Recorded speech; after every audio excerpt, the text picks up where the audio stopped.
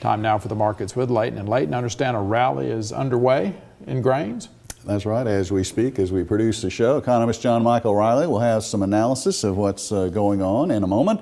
Also in the headlines, grains and oilseed prices are indeed being supported by some of the impact of recent weather events. Meanwhile, the price of fertilizer shows little movement as cattle on feed numbers are projected in the livestock sector.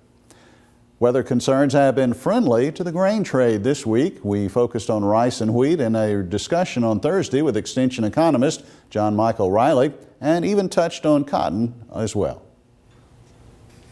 John Michael, let's begin with the rice market. Some strong price gains this week. What's providing this support? I think it all points back to the flooding that has been and is still occurring in the Mississippi, along the Delta region off the Mississippi River.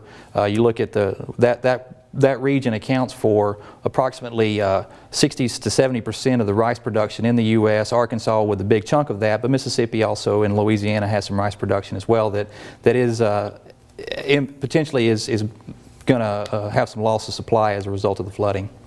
Because probably there's obviously crop there planted, but may have to be replanted or may not be able to be replanted. Right. You're looking at a crop that for the most part is in the process, has been planting and for the most part is wrapping up with planting.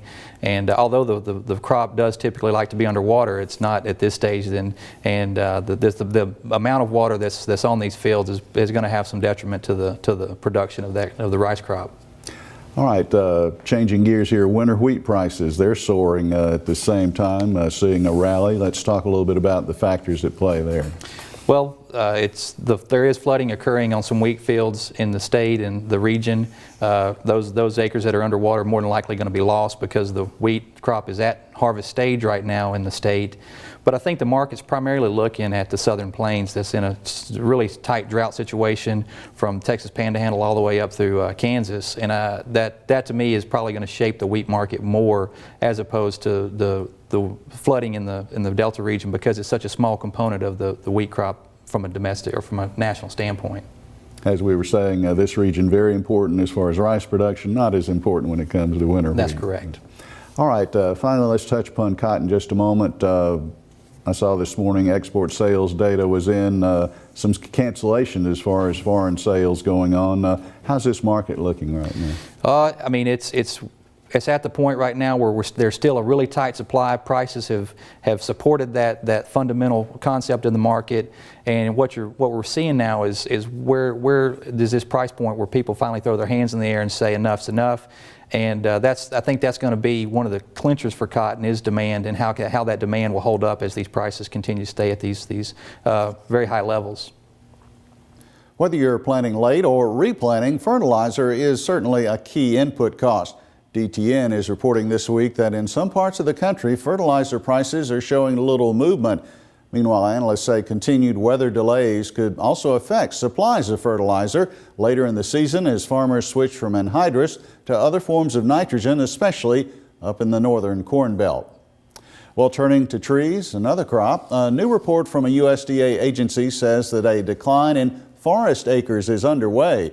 The Forest Service research says that southern forests are expected to decline by 23 million acres in the next 50 years. The report states that's an area about the size of South Carolina.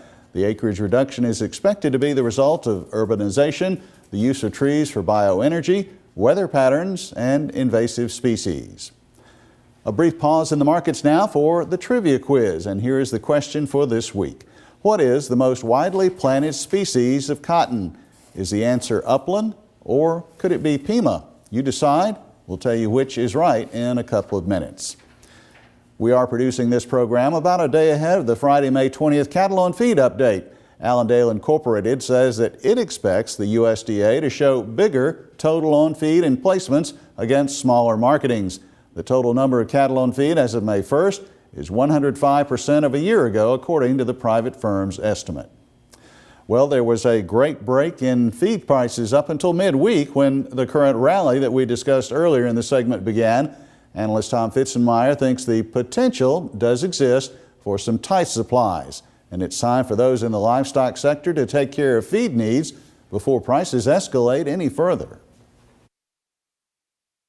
If you're a feed livestock producer, you absolutely have to get your feed needs covered, your cash need, not horsing around the futures and all that. You need to get your cash product bought to cover yourself into that September time frame.